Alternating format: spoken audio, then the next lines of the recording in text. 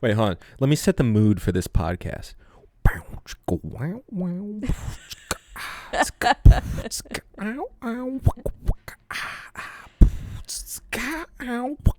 Wet people. All right, now let's break into someone's house. Look for clothes. Yes. And be glad there's a huge table just completely empty. Your kitchen table at your house is not empty. Yeah. There is 6 months worth of mail. No, well, see, this is an unwritten rule when you're a rich person in France. When you leave for like vacation or anything, your house has to be ready for any moment somebody can come in and have sex on your dinner table. It's like you're trying to move out. Like it's clean. It's like exactly. We're going to our summer home.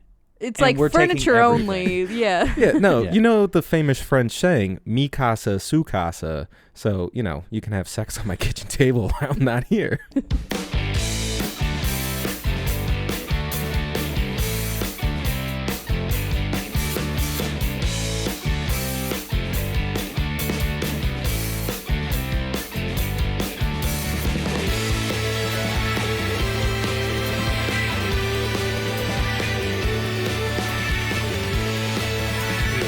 We don't even know they did. They're just kind of made out. Yeah, but she clearly says making up for the time or trouble. They kept it clean in 2002. It was not clean. They kept it clean. They just rinsed off. The implied... They had literally just taken a bath. Everything that they implied It was the water was from the sea. Salt water's cleansing. They were really clean. Skin was a little dry afterwards, but... Yeah, hair's a little brittle. Gonna need some conditioner. Right? No. Damn. No. Well, did we say welcome? No. Welcome, everybody. I'm sure we started that somewhere. Somewhere in here. Conversation. We started. Welcome. I'm going to say it again just because I didn't know where else to go, so backtrack. Welcome. If you've ever wondered why you can get next day shipping, the transporter. If you ever wondered how the vegetables get in your grocery store, the transporter. You ever wonder how the crack cocaine got in your neighborhood? Different transporter. This was a good transporter. You're talking about the illegal transporters. So the package is 4 bags of fresh corn. Okay.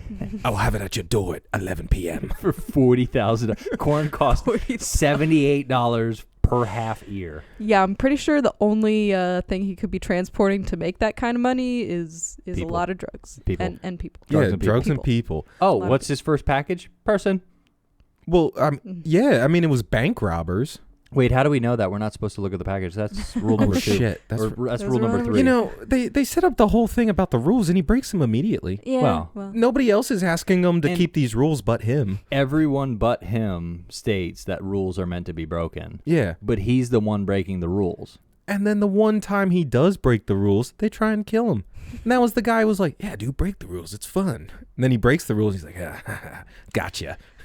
Yeah, so this is one of those Jason Statham movies that the plot could not be there and it'd be the same movie. Like, you could totally change the entire plot and it would still basically be the same movie. I read a review that said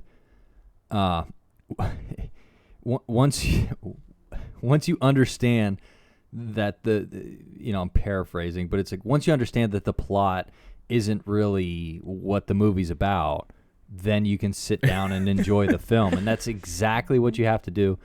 So he was in Lock, Stock, and Two Smoking Barrels 2 years prior.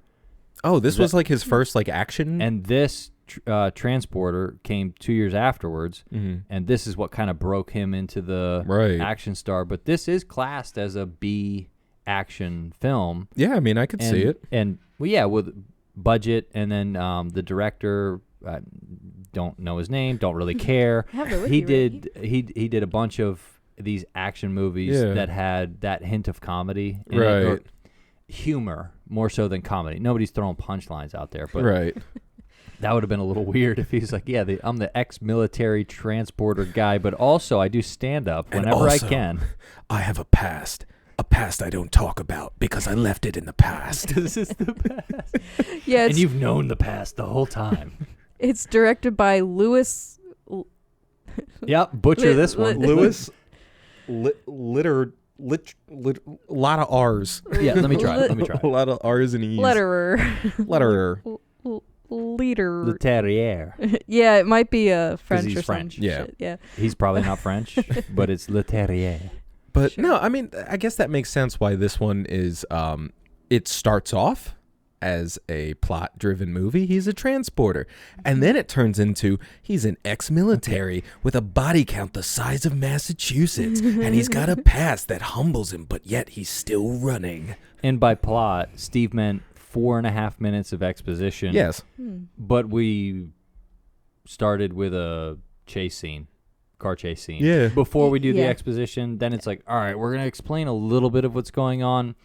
Now back to crazy. Yeah. Yeah, in a that- movie where missiles can take a hard, sharp, Oh my God. fucking 75-degree We turn. will get to that because that So, was crazy. you never heard of the Sidewinder? It's been out since the 90s. I thought they shot those It from can do- jets. Yeah, but you could... You can shoot it straight You at the can- building, and then it'll... Yeah, the Sidewinder missile can do 90-degree turns and go through city streets. Gee whiz. My best course of trajectory. Shoot it straight and hope it veers off to the Well, that- right and then makes a sharp left turn. But that's classic B-grade Hell yeah. action movie. Yeah. The effects were Well, triple the budget, the effects get better, $20 million budget, by the way. which is... Sounds like a lot, but No, that's pennies for a I think movie. 15 million of that probably went to Jason. No, absolutely not. This is his second real film. Listen, he took his shirt off and they're like, all right, 15 mil, here you go. Well, that part was written... I don't know if it was written for him or if the writer is who got Jason Statham the gig.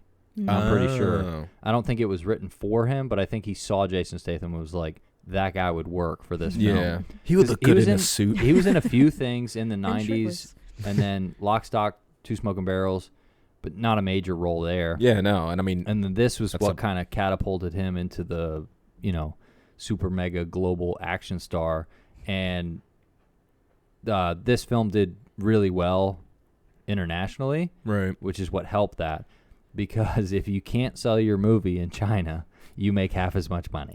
That's just how the world works. That's So, why you always see the numbers boost up after it finally gets released there, Yep. because then, half the market's although coming I will say, problem we're running into, they're counting on the Chinese market, so they're making films that can get released in China and kind of changing some movies on how they should be for America. We can't I say this purely as an American. well, besides China, I guess let's get back to France for Le Transporté. I love this opening car chase, but it feels so cut up to the point where it's like he's whipping turns, he's doing this, he's backwards at some point, and you don't even see him get backwards. Like he's going clearly straight down an alleyway, and then he pops out backwards. And somehow. this opening scene made me think that the majority of the action scenes were going to be car chases, but Right. surprisingly, No, he has to fall in love. surprisingly, a lot of hand-to-hand combat for the guy who drives. because he's the transporter. Like I thought it was just going to be a driving movie, which is like cool. I Yeah. love when they get Yeah, like cool car chases. Yeah, like the really skilled drivers that can do like crazy Yeah. maneuvers. So I was really intrigued by the, opening scene and But for this opening scene, it reminded me a lot of how the first Jason Bourne, when he's in that Mini Cooper. Oh yes, it that's a reminded good me a car lot chase. because that's the dual streets in Mhm. Europe, weaving in and out in traffic, going the wrong way. Yeah. Like, it was almost like a blueprint for a lot of things. And it's also hard to like. It seems like they're maybe going like 15 miles an hour Oh, around yeah. these. It's hard to have Oh, like a cool, like fast-paced car chase when it's like, dude, you can't go up those fucking. that's why it's they insane. they do close-up shots and they Yeah. also will like Yeah. speed up the footage in post to make it look Oh, like I they're love going it. faster. 20-some years ago, and he was driving a 1995 Oh, yeah. No, BMW like, not saying it like a 735 bad thing. I-Series, okay? It's just fun sitting behind it and being like, hey, I could see you're going like 10 miles and up that hill. That's great. Yeah. First of all, this movie's perfect, Steve. No, And I, there will be no critiques at Not all. even- I will never turn my nose But, at a fun I action mean, movie. clearly, this movie came out 20-some years ago. There was some things now that we look back and laugh at, but when this movie came out, this was like the coolest. Oh yeah. Well, think about a cool what new came action before. hero. The action films were all shooting guns. Arnold Schwarzenegger, Stallone. I don't think Machete was out at this point. Yeah, that was like later 2000s. Yeah, later 2000s. So it's like we don't really have that much of a backbone. Yeah, we don't have an icon for non-comic booky kind of action, because Terminator, things like that, it's a lot of firearms, and okay, you're going to see Arnold. Okay, you're going to see Stallone. Right. This was a new guy that was unheard of, and the mix between the car chase, the interaction with the love interest, the interaction with the cop, like all that stuff is completely different than the 80s style action movies. But yeah, I mean, it definitely has some similar vibes for sure. Yeah, it's definitely trying to like modernize. Cheesy action for sure, but it just kind of brought it a little more than how many bullets can we shoot in 95 minutes? Yeah. No, it took your 80s movies, modernized it, and they put a new guy in it. And then kicked it up a half notch. Yeah. Well, I don't remember watching this in 2002 when I was 6 years old. So I did just watch it for the first time this time around.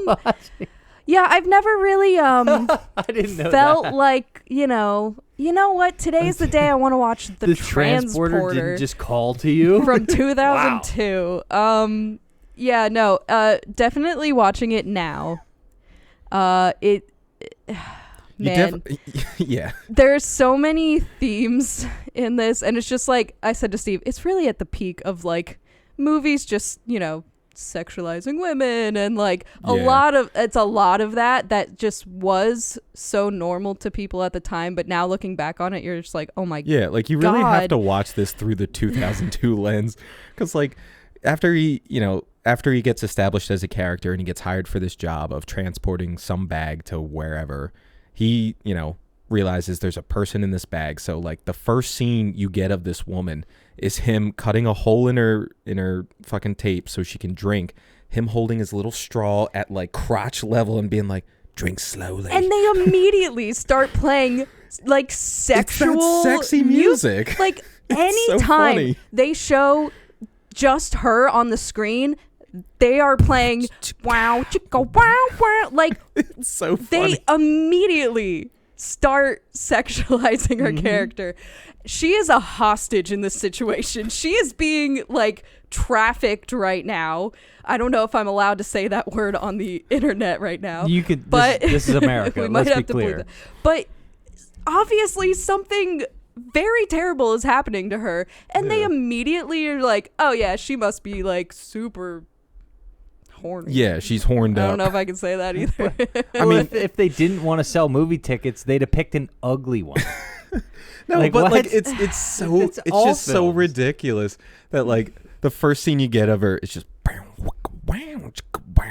drink like, slowly. Baby. Okay, like if you're sexualizing her because of the music, that's on you. No, okay, you would think that's on you as the viewer. You would think they would give her some other backstory. We do find out later that she has, an evil dad or whatever. Well, like they don't. But that's all they tell us. Like, how did she get in the like? They never explain how she got in the trunk or why she was being transported somewhere. Yeah, no. I don't think they explain very much. They don't give you anything. The them. only time they develop her as a character, and it's not even development, is after she has sex with Jason.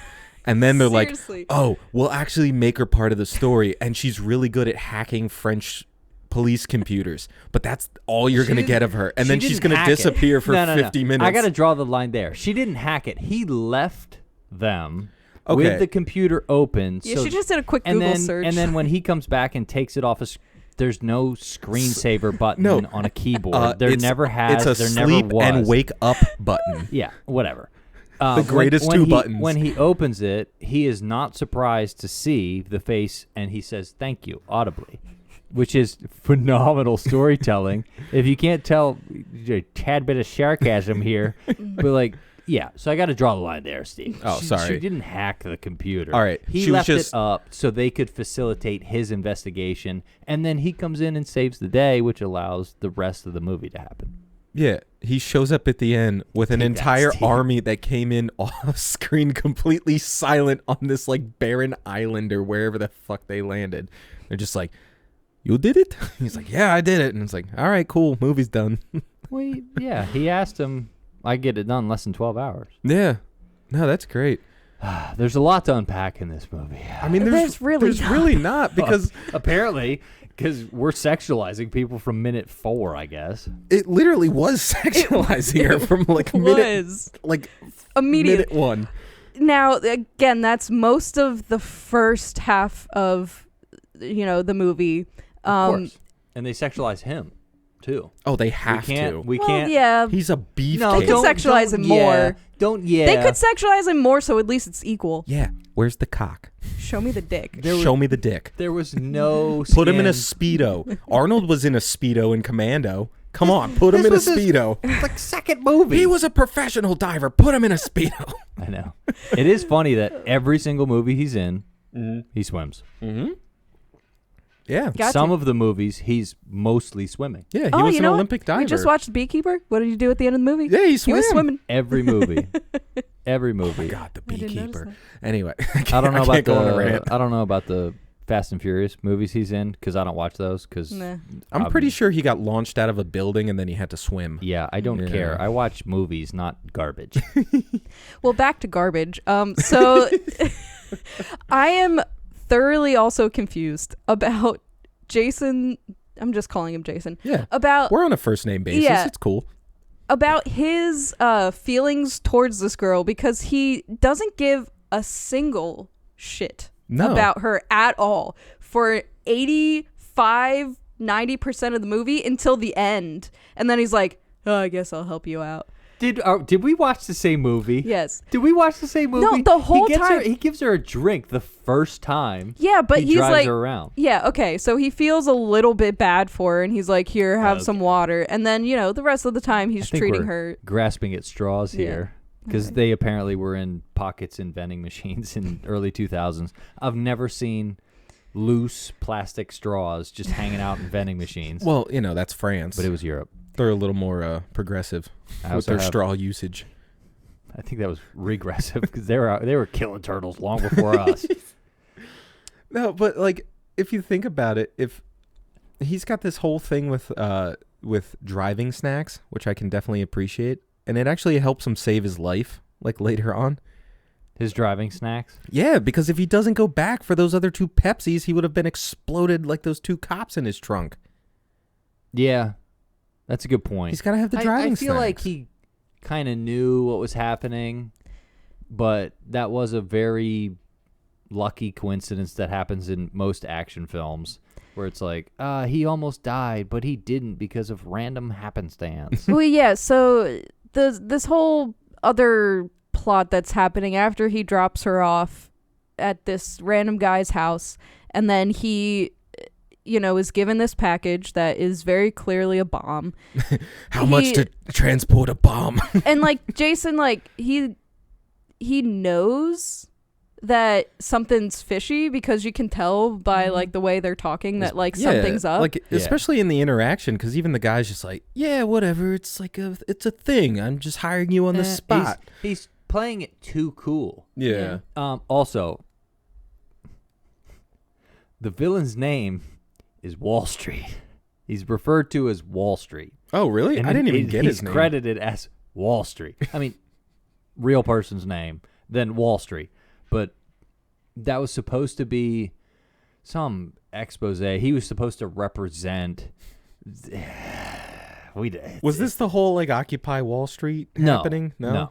That was later. 2002. This was before the housing bubble, all that stuff. Right. But it was just fun. He's in the credits. The character's name is Wall Street. So it's clearly this is just enjoy the film. We're going to blow stuff up. And there's good-looking people on the screen. Yeah, so basically the whole deal is just that he's like, okay, fine, I'll take your, obviously trying to kill me in a, bomb in a suitcase, and then I'll just conveniently drive down the road like minutes before it's set to go off. Like, how did he have the foresight to know when it was going to explode? He's just that good at transporting. This package will expire in 2 minutes. I gotta stop for a Pepsi. If you're good, you're good. No, I just love how aggressively he spikes these Pepsis after they blow up his car. He's like, motherfucker. When his car blows up, he gets launched. Yeah. Steve, there's no spiking Pepsis. There was. Yeah, he did. After he got off it was a separate spiking Pepsi incident, okay? Yeah, he gets so did I. He gets like nailed back, and then when his car blows up, you see the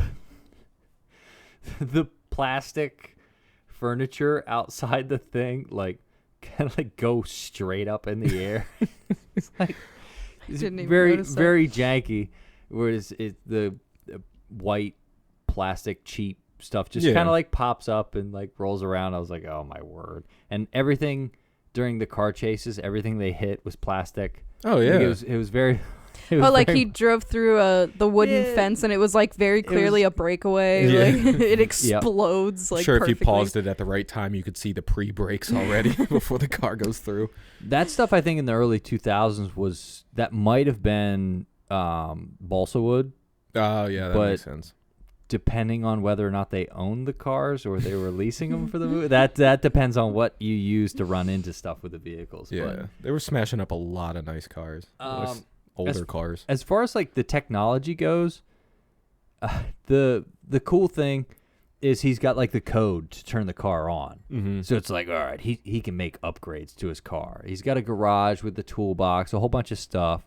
The worst part of technology I like was they painted the shark's mouth on the missiles. Oh my God, yeah.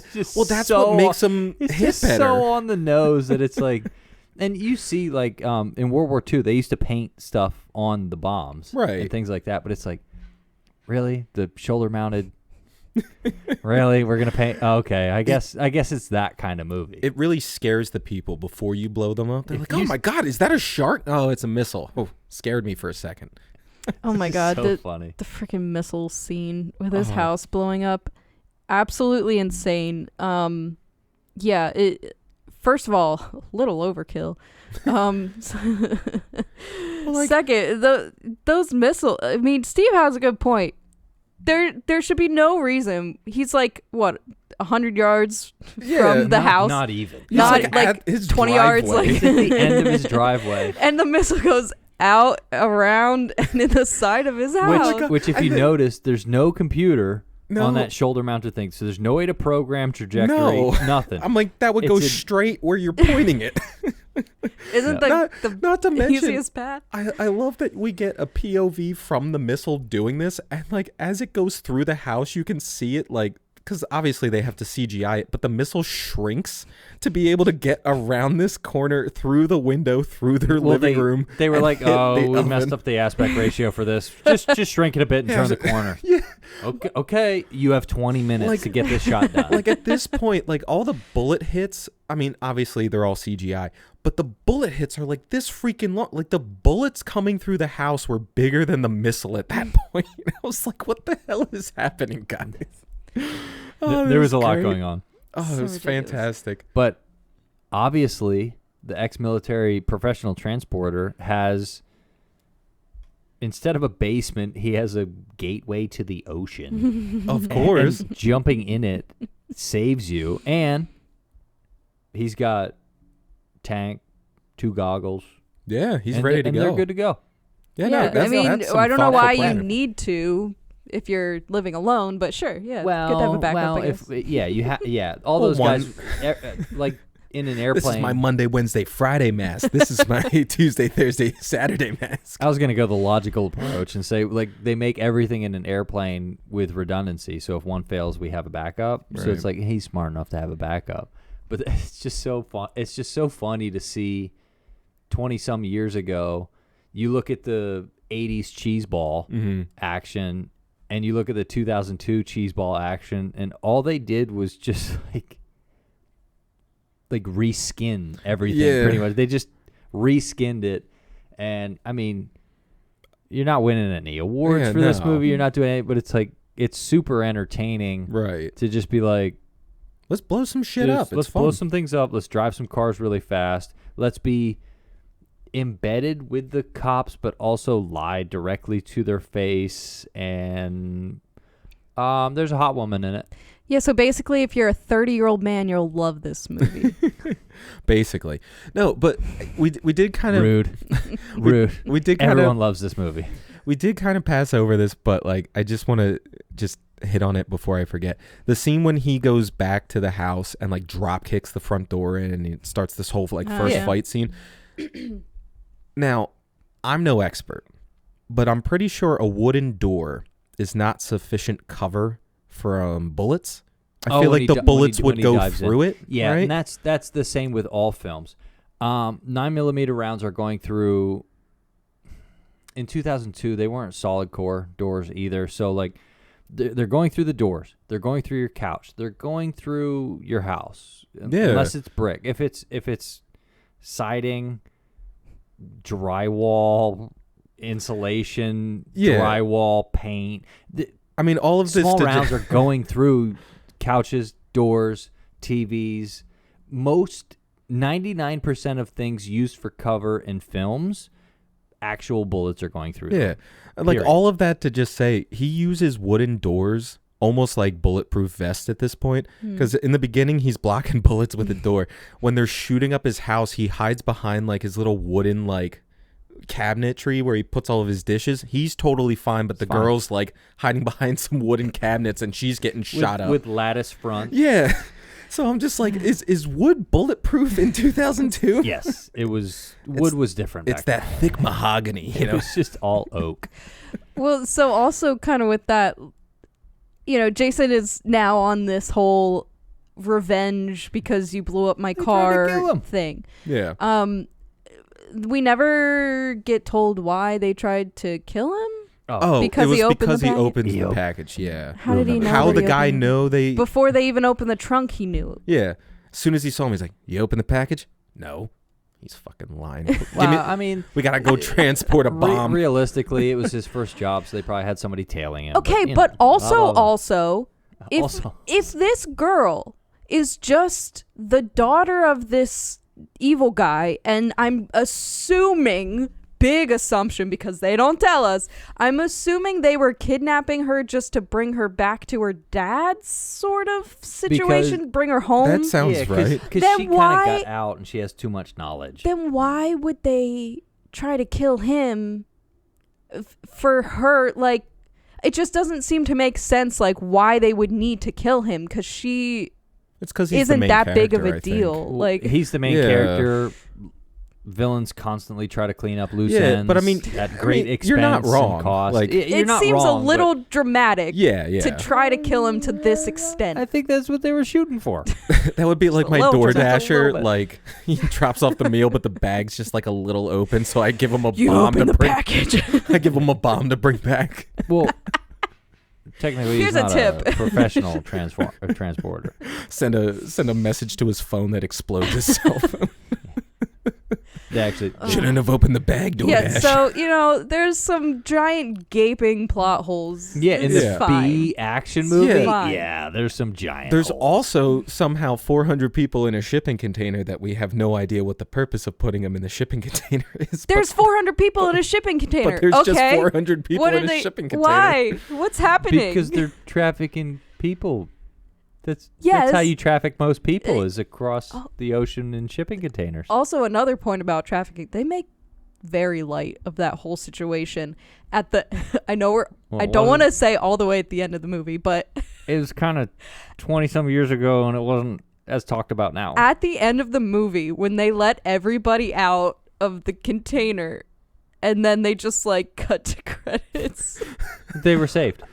And they didn't need to pay 400 extras. They only needed to pay 7. It was just a little ridiculous. It was just so abrupt. The whole point of the movie is ridiculous. Okay, sorry. It's fine. It's supposed to be ridiculous. No, it's just so funny watching it now because it's just like that plot point gets introduced halfway through the movie and all of a sudden like that's our motivation now. Like Jason's like, all right, X, whatever. I'm going to go save these people. And it's like, okay, cool. I'm totally down. Let's save the people. He's saving the people because he starts to care for her, and that's her mission.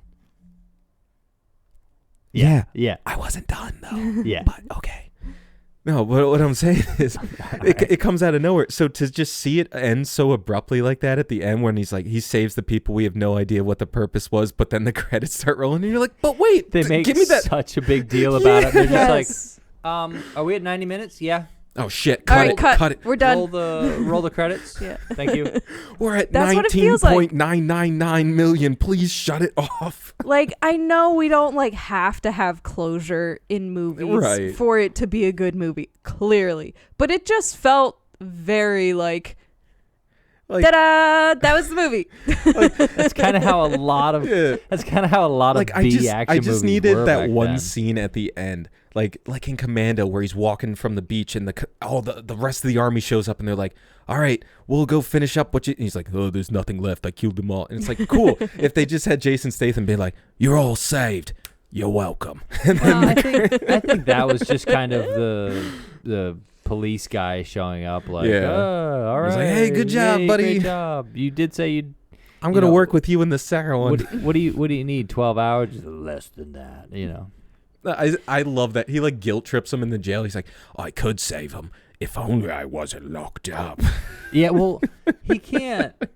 He like he's plays a that bash. cop. He's like, I could help you, but these bars are in the way. About the same level of acting in this movie too, but yeah, seriously. But I did like the fight scene with the oil. Yes. Greased up pig fight. Like, oh my God. Where he puts the... This is the spot for the Speedo. He should have been in a Speedo sliding around in oil on his tiptoes on bike pedals. Fuck yeah. His calves popping out. That was cool. He knew what he was capable of. Give me something for the male gaze, you know? Oh my God. They did. He was fighting 15 dudes. Lathered up hot. in oil. Should have been in his underwear.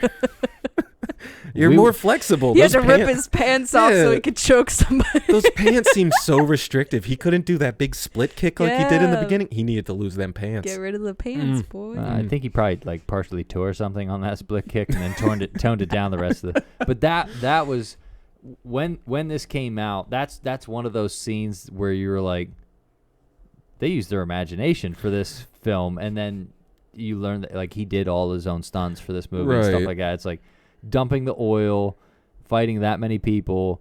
It was a cool scene. Like the fight choreography was good. Right. Like, unfortunately, the editing, not so the editing great. kind of gets a little choppy, but like this almost becomes Jason's like calling card. In all of his movies, he has this is what started like a fight scene like this. This is what started like, his whole career. Right. It's like Arnold had his thing, so Stallone has his thing. So they were just like, what are we going to do for Jason?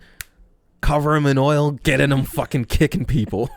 Yeah, and I think, it's a little obvious at some points that, he might not be the world's best fighter, so they have to make a lot of these quick cuts because, he's punching somebody, but then it's immediately cutting. We don't really see the full, like, follow through or what happens after that. And it is very of its time too, because 20-some years ago, all fight scenes were like that, and now we're just getting to those like John Wick movies and those that show you the full scene, like one shot without cutting it. Right. They kind of they really toned in how to shoot a good action scene. And it got way worse before it got better. Yeah. Oh my God.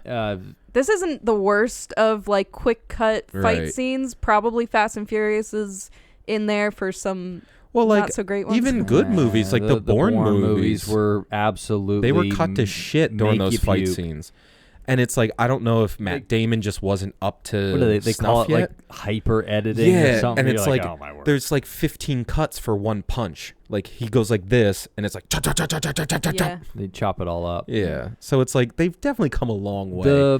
The only thing with that is like the Bourne movies, the fight scene, the sound. Mm-hmm. Like if you notice, like the sound, like they just didn't have as good of stock sounds yet. So the better sounds for the Bourne series, like low lights, the cutting, because it sounds grittier, which makes you more immersed in it. Right. And he was built up to be able to move that fast and do those things, where this is just like, it's his second real movie, and he's beating the crap out of everybody. Yeah, he was a con man in the last movie, but now he's a super spy. But for action movies in the early 2000s, this definitely beat, like...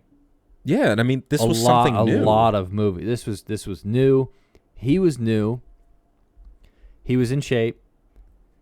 And he had a sexy British accent, which all the ladies loved. He was a little bit hairy, and he had a foreign accent.